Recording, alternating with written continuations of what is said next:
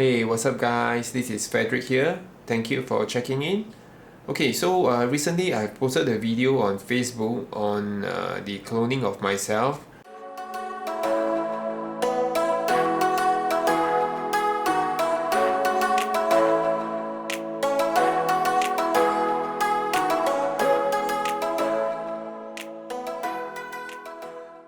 Alright, it's an effect done in Premiere Pro and also in Photoshop. And I have a few people asking me how do I achieve the effect.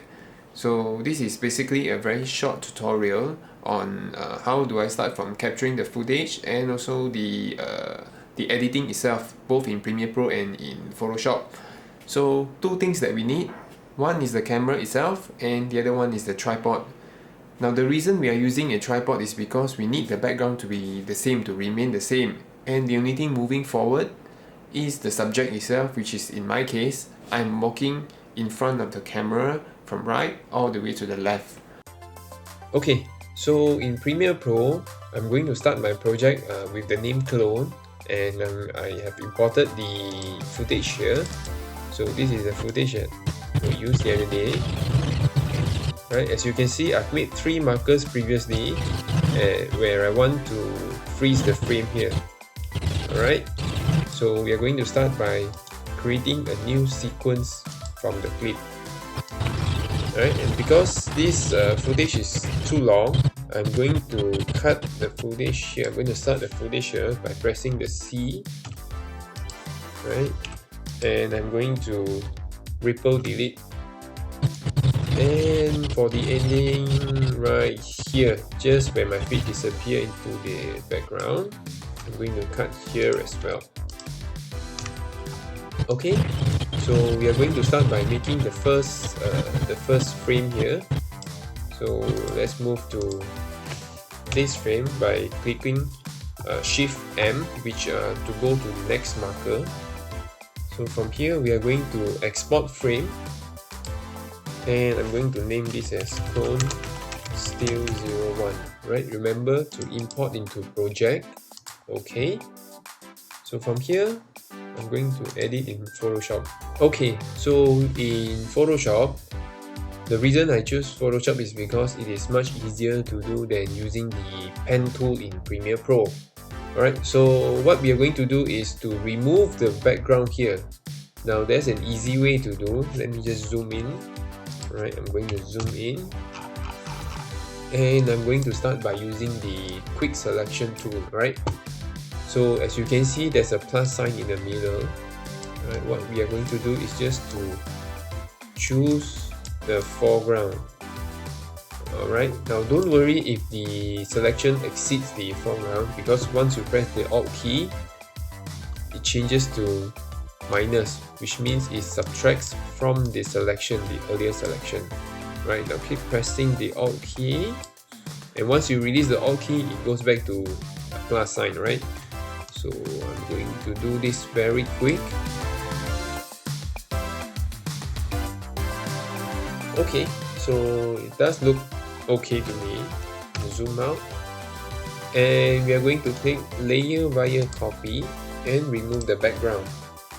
So this way you can have just the foreground, and we are going to save this as Photoshop clone still 01. Save. Okay. Alright, so coming back to Premiere Pro, let's import the Photoshop file. Alright, and we are going to place this Photoshop file on top of the footage. Right, just make sure your header is still the same here in the first marker. I'm going to cut the extra.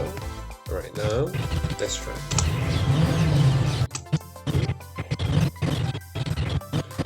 So we are going to do the same for the second and third one.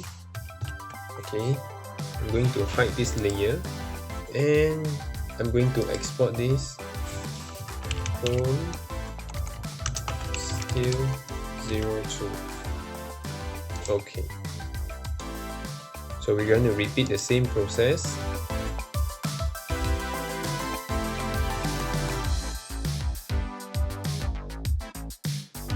Okay, so for image number 2, we are going to import the image. Okay, and we are going to place the image on top of the second and third marker. Alright, so we'll delete this, and remember to unhide the first layer. So now you have the second.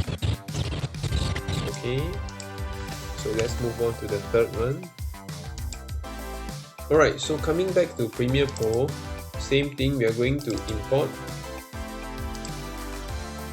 the third Photoshop file, and we are going to place on top of the third marker. Alright, and let's unhide these two layers. So basically, you have the cloning effect here. Okay, so in my case, I did a reverse back. So what I'm going to do is, I'm going to copy all the layers by holding the Alt key, and I'm going to drag forward. Okay, and for the footage, we are going to change the direction to reverse. Alright, and we're going to move here. Okay, so for this, we're going to move to the front. Okay, let's try.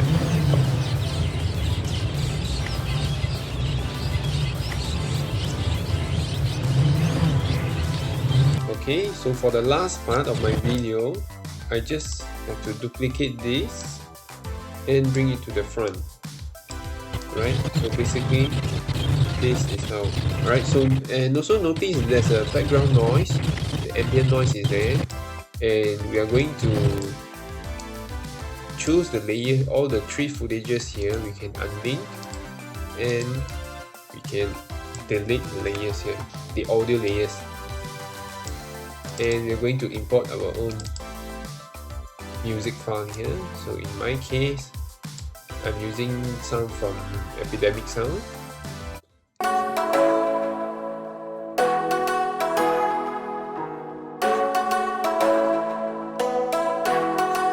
Okay, so we are going to make a cut here,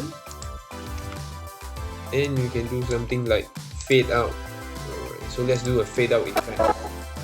So we're going to set a keyframe here, and right about here, I'll set another keyframe, and I'll move this to -30. So as you can see, the volume is going down as you approach the end. Right, and we can also do a fade to black effect on the video. So let's choose a new item and a black video. Okay, and we're going to put the black video on top of the page here. Right, so notice everything is black because the black video is on top of the layer. So the same thing, we are going to put a keyframe here. Make sure the black video is selected. Right, so we are going to make a keyframe under the opacity. Right, then towards the end, you're going to make another keyframe also, but make sure to set this keyframe, right? This keyframe to 0. So anything in front of this keyframe is 0, and after it passes this keyframe, it goes to 100. Alright, so let's play one.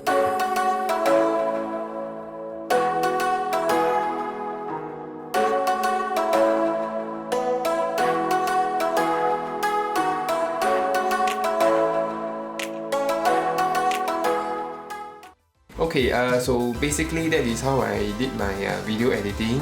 I hope you guys were able to pick up something from the video, and thank you once again for dropping by, and I'll see you guys in my next video. Thank you.